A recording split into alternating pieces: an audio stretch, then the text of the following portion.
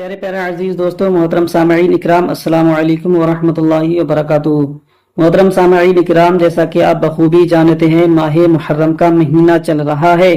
اور پیارے عزیز دوستوں، یہ مہینہ بہت ہی زیادہ برکتوں اور بہت ہی زیادہ فضیلتوں والا مہینہ ہے اور بہت ہی زیادہ رتبے والا مہینہ ہے۔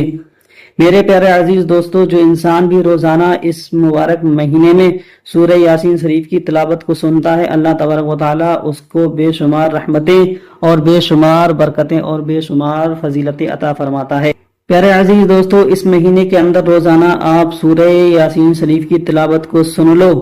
اور سننے کی عادت ڈال لو، انشاءاللہ تبارک و تعالیٰ ایک ماہ کے اندر آپ کی تمام پریشانیاں، آپ کی تمام تکلیفیں اور تمام دکھ درد دور ہو جائیں گے۔ آپ کے گھر سے تنگ رشتی ختم ہو جائے گی، آپ کے گھر سے غریبی دور ہو جائے گی۔ اگر آپ کے اوپر قرضہ ہے تو انشاءاللہ تبارک و تعالیٰ ایک ماہ کے اندر آپ کا قرضہ ختم ہو جائے گا۔ اگر آپ کے دکان کے اندر برکت نہیں ہوتی، آپ کے کاروبار میں برکت نہیں ہوتی، آپ کے کاروبار میں بندش لگا دی ہے، آپ بہت ہی زیادہ پریشان رہتے ہیں کہ آپ کے کاروبار میں برکت نہیں ہوتی، تو اس ماہ محرم کے مہینے کے اندر اس سورہ کو سن لو، تو انشاءاللہ تبارک و تعالیٰ آپ کے کاروبار میں بے پناہ برکت، آپ کے گھر میں بندش لگا دی ہے، آپ کے کاروبار میں بندش لگاتی ہے، آپ بہت ہی زیادہ پریشان رہتے ہیں، تو اس سورہ کی سننے کی عادت ڈال لو، تو انشاءاللہ تبارک و تعالیٰ اس ماہ محرم کے مہینے کے اندر آپ کی تمام پریشانیاں، دکھ تکلیف سب ختم ہو جائیں گے۔ آپ آج سے اس سورہ کو سننے کی عادت ڈال لو، تو انشاءاللہ تبارک و تعالیٰ آپ کے تمام پریشانیاں، تمام دکھ تکلیف دور ہو جائیں گے۔ تو آئیے آپ کا ٹائم خراب نہ کرتے ہوئے اس سورہ کی تلاوت کو سن لیتے ہیں۔ اس سورہ کو پورا سنیں تو انشاءاللہ تبارک و تعالیٰ آپ کو ضرور فائدہ ہوگا۔ تو آئیے ہم لوگ سورہ کی تلاوت کو سن لیتے ہیں۔ اعوذ باللہ من الشیطان الرجیم، بسم اللہ الرحمن الرحیم، یاسین والقرآن الحکیم، انک لمن المرسلین علی صراط مستقیم، تنازل العزیز الرحیم، لا تنازل قوما ما انذر آباؤهم فهم غافلون، لقد حق القول على أكثرهم فهم لا يؤمنون، إنا جعلنا في أعناقهم أغلالا فهي كالأذقان فهم مقمحون، وجعلنا من بين أيديهم شدا ومن خلفهم شدا فأغشيناهم فهم لا يبصرون، وسواء عليهم أنذرتهم أم لم تنذرهم لا يؤمنون، إنما تنذر من اتبع الذكر وخشي الرحمن بالغیب وبشرہ بمغفرة وأجر قریب، انما نحن نحيي الموتى ونكتب ما قدموا وآثارهم وكل شيء أحصيناه في إمام مبين، واضرب لهم مثلا أصحاب القرية إذ جاءها المرسلون إذ أرسلنا عليهم اثنين فكذبوها وعززنا بثالث فقالوا إنا إليكم مرسلون، قالوا ما أنتم إلا بشر مثلنا وما أنزل الرحمن من شيء إن أنتم إلا تكذبون، قالوا ربنا يعلم إنا إليكم لمرسلون وما علينا إلا البلاغ المبين، قالوا إنا تطيرنا بكم لئن لم تنتهوا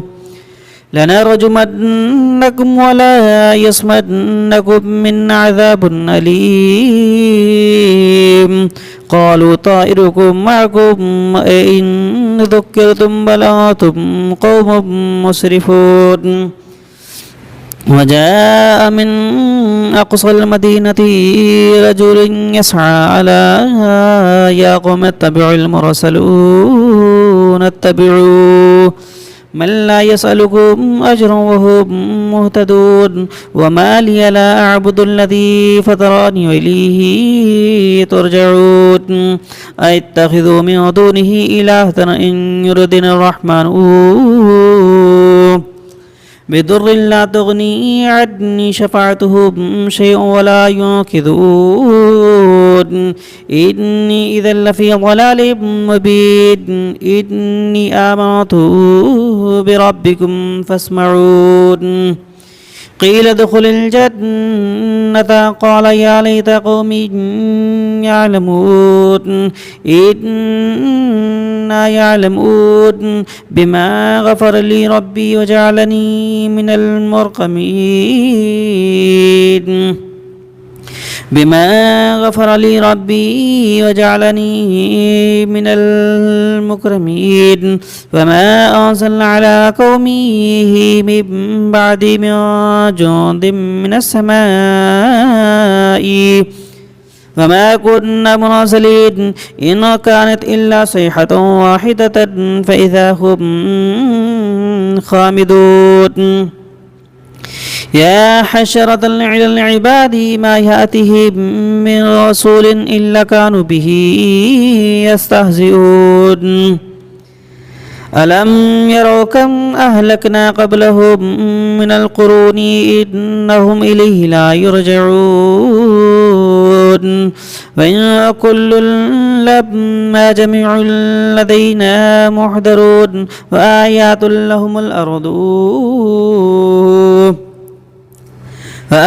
لهم الأرض ميتة أحيينها وأخرجنا منها حبا فمنه يأكلون وجعلنا فيها جنات من نخيل وعناب وفجرنا فيها من العيون ليأكلوا من ثماره وما عملته أيديهم أفلا يشركون سبحان الذي حق الأزواج كلها مما تنبت الأرض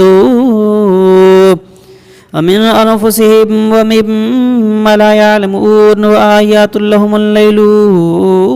نسلخ منه النار فإذا هم مظلمون والشمس تجري لمستقر لها ذلك تقدير العزيز العليم والكما قدرناه منازل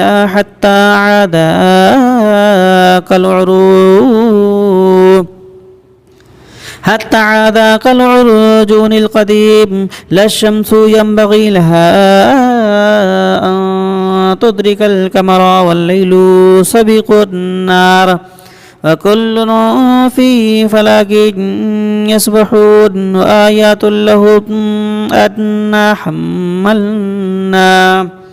ذريتهم في الفلك المشهون وخلقنا لهم من مثله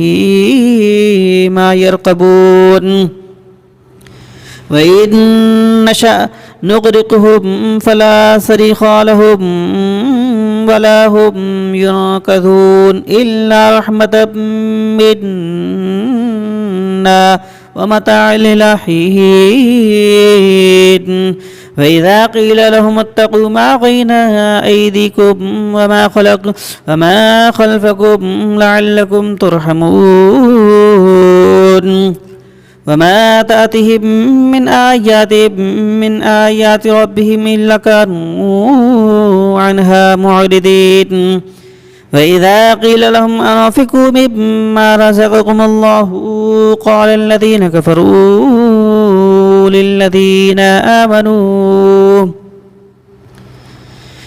الذين كفروا للذين آمنوا أن نطعموا من لو يشاء الله وطعمه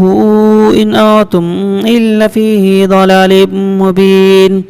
ويقولون متى هذا الوعد إن كنتم صادقين ما ينظرون إلا صيحة واحدة تأخذهم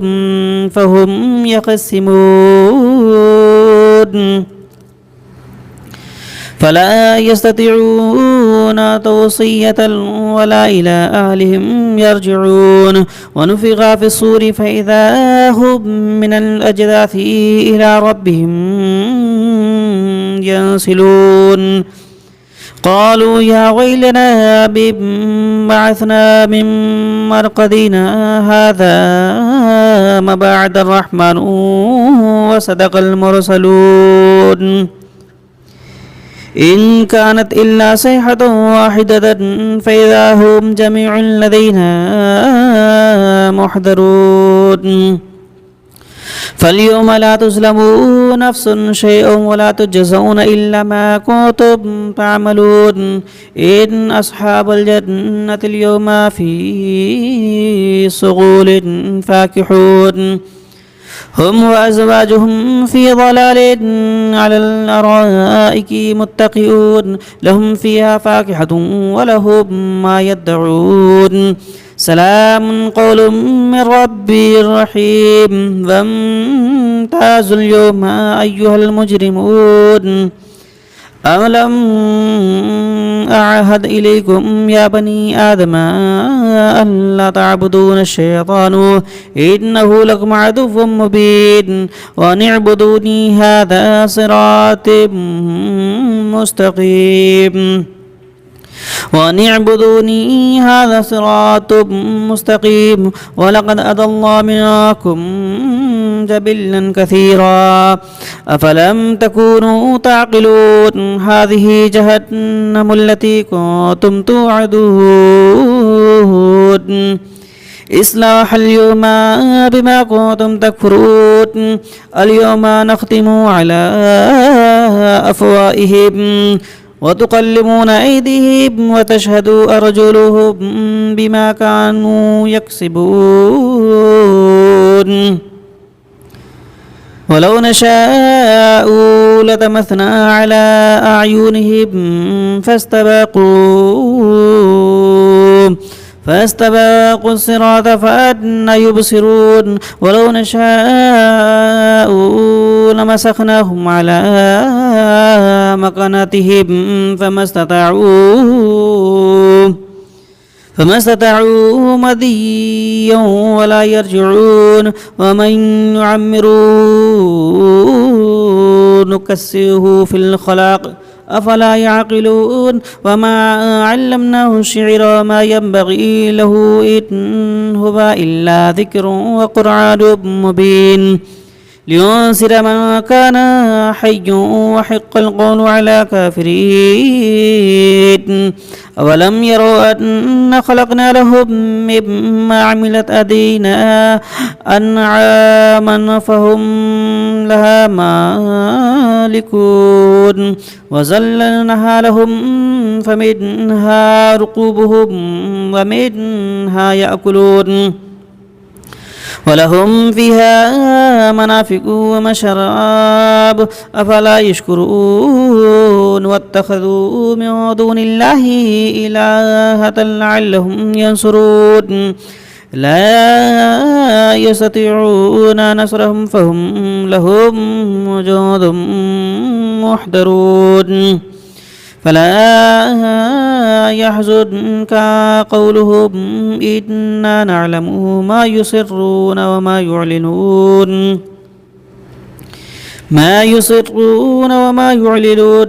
أفلم ير الإنسان أن خلقناه من نطفة فإذا هم خصيم مبين وضرب لنا مثلا ونسي خلقه قال ومن يحيي العظام وهي رميم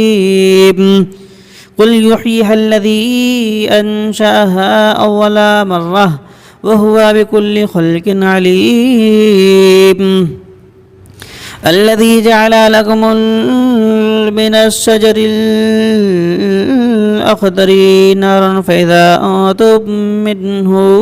توقدون أوليس الذي خلق السماوات والأرض بقادر على أن يخلقوه مثلهم بلى وهو الخلاق العليم إنما أمره إذا أراد شيئا أن يأكل له كن فيكون فسبحان الذي بيده ملكوت كل شيء وإليه ترجعون